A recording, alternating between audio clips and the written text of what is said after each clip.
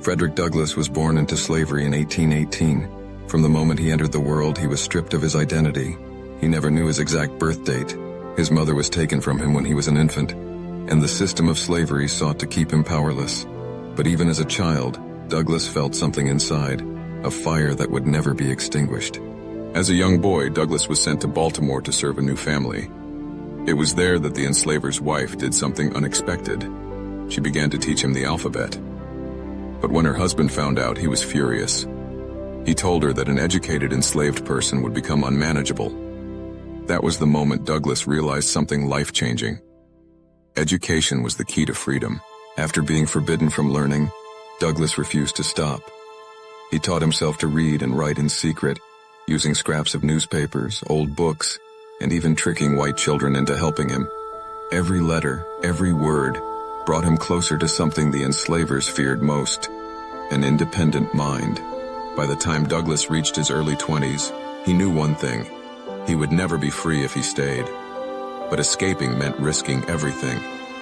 If caught, he could be whipped, tortured, or even killed. Yet he made up his mind. He would rather die fighting for freedom than live in chains. In 1838, Douglass disguised himself as a sailor and carried borrowed freedom papers. Every step, every glance, every moment on the train north was filled with fear. One wrong move, one suspicious look, and it could all be over.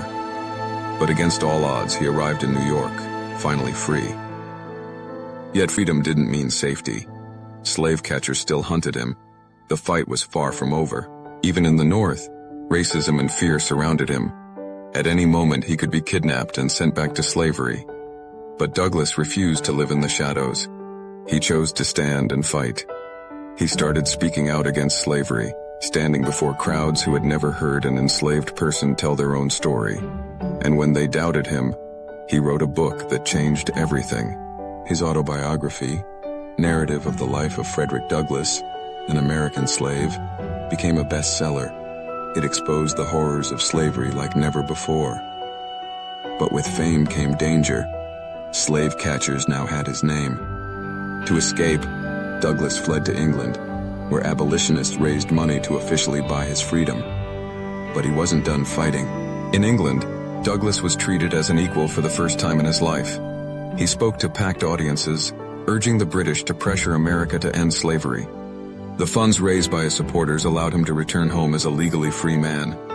But he didn't just come back. He came back stronger. Returning to the U.S., Douglass founded his own newspaper, the North Star.